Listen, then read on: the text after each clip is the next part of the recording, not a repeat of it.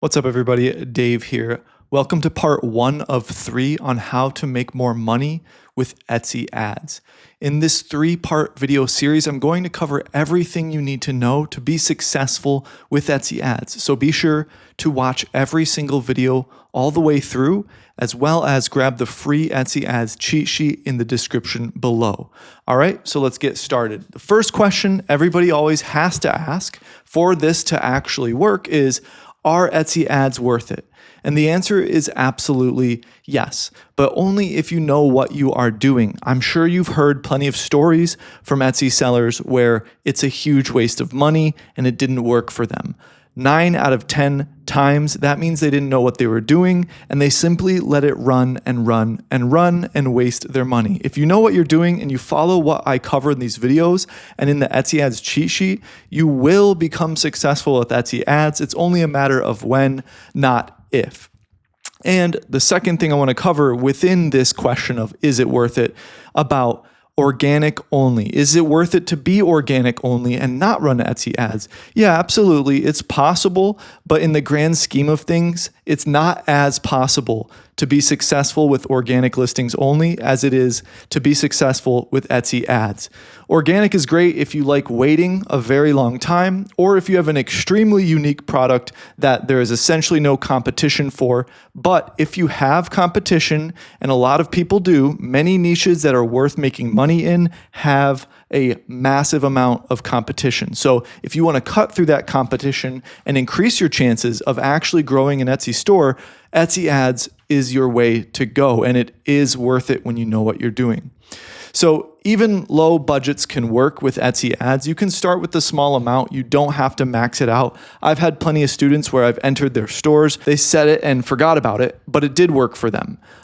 Don't do that. I'm not saying to set it and forget it. That's not how you win with Etsy ads. But in these instances, I've seen low budgets, $5 to $10 a day, become massively successful. Most of the time, those stores were with rare products or unique products that not many people could make.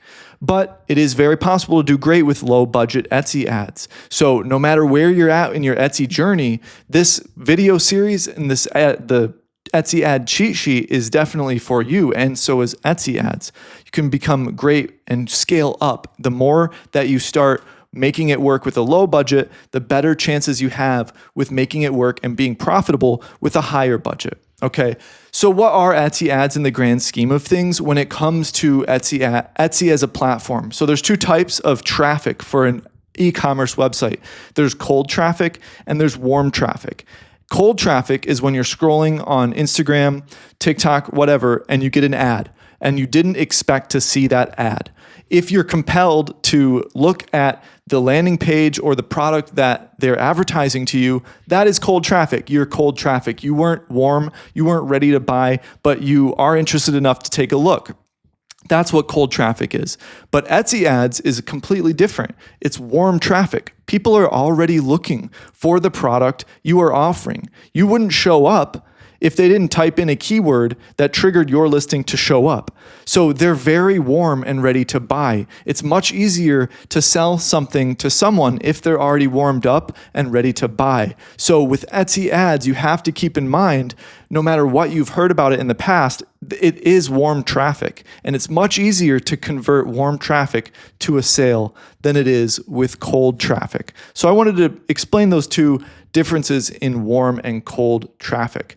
2 things that I want you to understand right off the bat before we jump into even more in-depth information in this video series and in the Etsy ad cheat sheet is cost per click.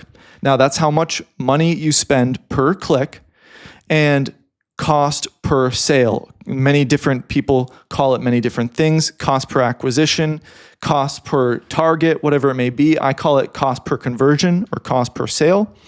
That's how much money you spend in order to get a sale. It's factored into the equation of your material costs, your fees, your shipping, and everything. And when you look at it all together, which I'll show you how to do later, that is how you determine if you are profitable. But cost per click is decreased and improved if you have a better image. The better the image, the lower cost per click, and the easier it is for somebody to click through to it and look at it.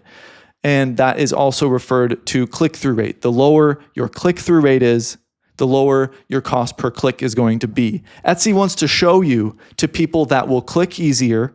And how do they do that? By measuring your click-through rate. Click-through rate is improved by better images.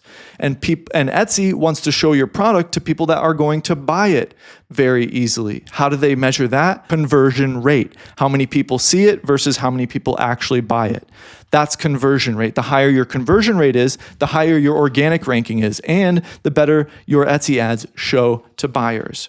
Now, that's everything in this video. Watch part 2 in order to learn how to launch strategically, how much to spend, and what to advertise. We're going to cover that and more in depth, as well as more things you will definitely want to know. So wait for that video. It's coming, and get the free Etsy ads cheat sheet in the description below. Until next time, have a beautiful day.